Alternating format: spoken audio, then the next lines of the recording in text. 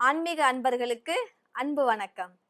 திருவண்ணாமலை கிரிவலம் எவ்வளவு நேரத்துல நிறைவு செய்யணும்னு பார்க்கலாம். சிவனே சொன்ன ரகசியம் இது. நினைத்தாலே முக்தி தர்ற தலம் தான் திருவண்ணாமலை. மலையை வலம் வழிபடும் முறை தோன்றிய தலமும் இதுதான். திருவண்ணாமலையில சிவனே மலையா இருப்பதாகவும் இது கைலாயத்திற்கு இணையான மலையாகவும் கருதப்படுது. பல அதிசயங்களையும் ஆச்சரியங்களையும் உள்ளடக்கிய திருவண்ணாமலை திருத்தலத்தை பற்றி பார்க்கலாம். கிரிவல வழிபாட்டை பற்றி பலரும் அறியாத ஏராளமான அற்புத தகவல்கள் நிறையவே இருக்கு. கிரிவலம் எப்படி போகணும், எவ்வளோ நேரத்துல நம்ம போகணும் அப்படின்னு நிறைய விதிகள் சிவபெருமானே கூறிய விதிகள் இருப்பதா புராணங்கள் சொல்லுது. திருவண்ணாமலை அப்படின்னாலே எல்லாருக்குமே ஞாபகத்துக்கு வர்றது அண்ணாமலையார் கோயிலுக்கு பின்புறம் இருக்கிற அண்ணாமலையும் பௌர்ணமி தோறும் மலையை வலம் லட்சக்கணக்கான பக்தர்கள் வழிபடுறதும் தான். பௌர்ணமி மட்டும் இல்லாம எந்த நாள்ல எந்த நேரத்துல திருவண்ணாமலை சென்று பார்த்தாலும் ஏதாவது ஒரு சில பக்தர்கள் கிரிவலம் போயிட்டு தான் இருப்பாங்க. ஆனா ரொம்பவே அதிக அளவிலான பக்தர்கள் வர்றது பௌர்ணமி கிரிவலம் தான். அதுதான் ரொம்ப பிரபலமா இருக்கு. கடந்த 25 வருஷமாவே திருவண்ணாமலை பௌர்ணமி கிரிவலம் வருவாருடைய எண்ணிக்கை மாதம் மாதம் அதிகரிச்சுட்டு தான் வருது. ஒரு வாட்டி கிரிவலம் வந்தவங்க தொடர்ந்து ஒவ்வொரு மாதமும் ஒவ்வொரு வருடமும் கிரிவலம் செல்றத வழக்கமா ஆக்கியிருக்கிறதா இந்த கிரிவலத்தோடைய மகிமை. இந்த ஆற்றலை நம்ம புரிந்து கொள்ளலாம். கிரிவலம் சென்றால் துன்பங்கள் நீங்கி நன்மைகள் அதிகரிக்கும் அப்படின்றத தாண்டி சித்தர்களுடைய தரிசனம் பெறத்துக்காகவும் அண்ணாமலையார் மீது கொண்ட ஈர்ப்பின் காரணமாக மீண்டும் மீண்டும் கிரிவலம் வர்றவங்க தான் அதிகமா இருக்கிறாங்க. இந்த திருவண்ணாமலையில கிரிவலம் வருவது 4 யுகங்கள்லயுமே நடைபெற்று வருவதா ஸ்தல வரலாறு கூறுது.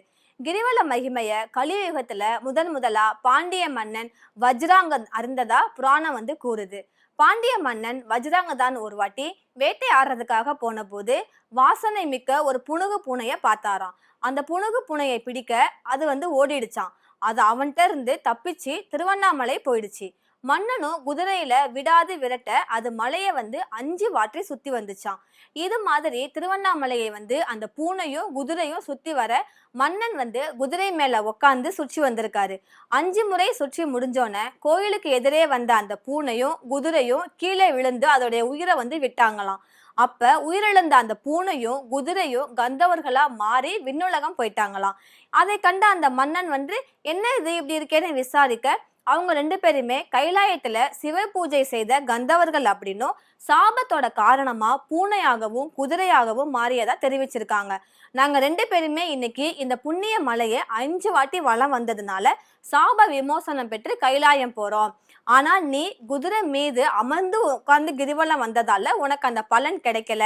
இந்த மலையை நீயும் வலம் வந்தா மட்டும்தான் ஒவ்வொரு அடிக்கும் ஒவ்வொரு அஸ்வமேத யாகம் செய்த பலனை அடைவாய் அப்படின்னு சொல்லிட்டு அவங்க 2 கந்தர்களும் விண்ணுலகம் போயிட்டாங்க.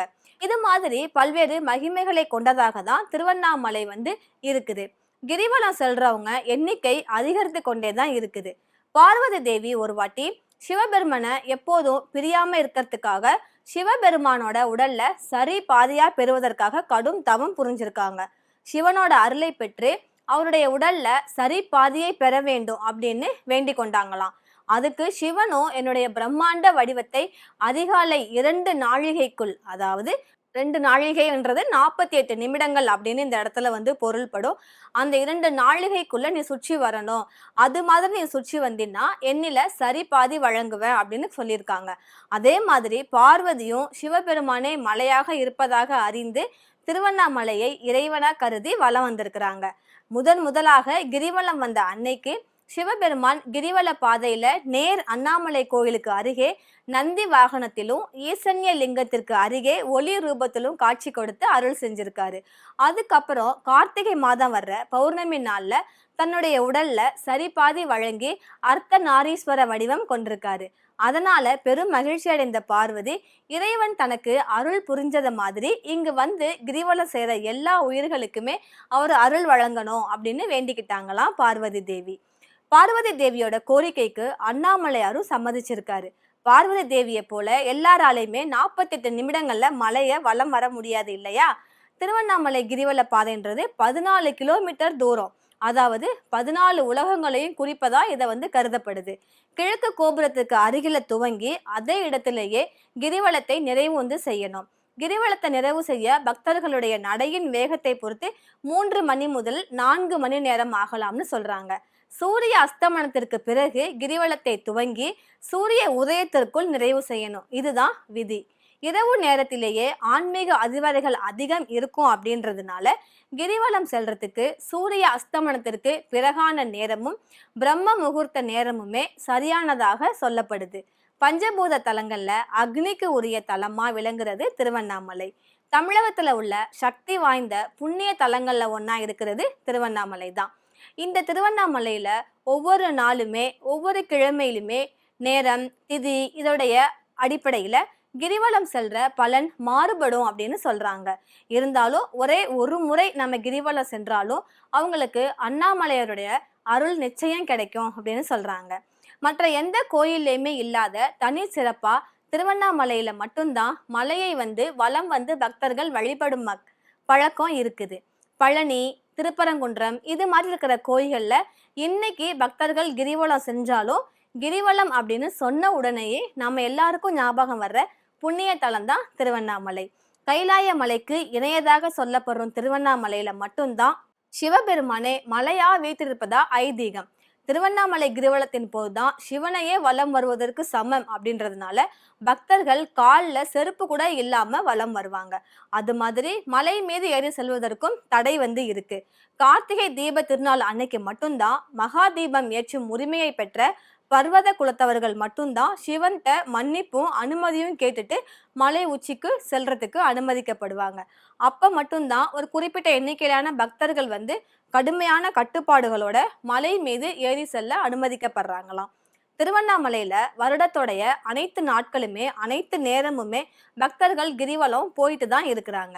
இருந்தாலும் பௌர்ணமி தினம்ன்றது சிவ வழிபாட்டிற்கு ரொம்பவே உகந்த ஒரு சக்தி வாய்ந்த நாள் அப்படின்றதுனால லட்சக்கணக்கான பக்தர்கள் பௌர்ணமி நாள்லேயே விரதம் இருந்து கிரிவலம் செல்வதை வழக்கமா வச்சிருக்கிறாங்க. கிரிவலம் சென்றால் பாவங்கள் துன்பங்கள் நீங்கும். சிவபெருமானுடைய அருளால் அனைத்து விதமான செல்வ நலன்களும் கிடைக்கும், வேண்டுதல்கள் நிறைவேறும், சித்தர்களுடைய ஆசி கிடைக்கும் அப்படின்றது ஒரு நம்பிக்கையா இருக்கு. ஒவ்வொரு மாசமுமே பௌர்ணமி அன்னைக்கு கிரிவலம் செல்வதற்கான நல்ல நேரம் குறித்து பக்தர்களுடைய வசதிக்காக கோயில் நிர்வாகமே சில அட்டவணையை வந்து வெளியிட்டிருக்காங்க.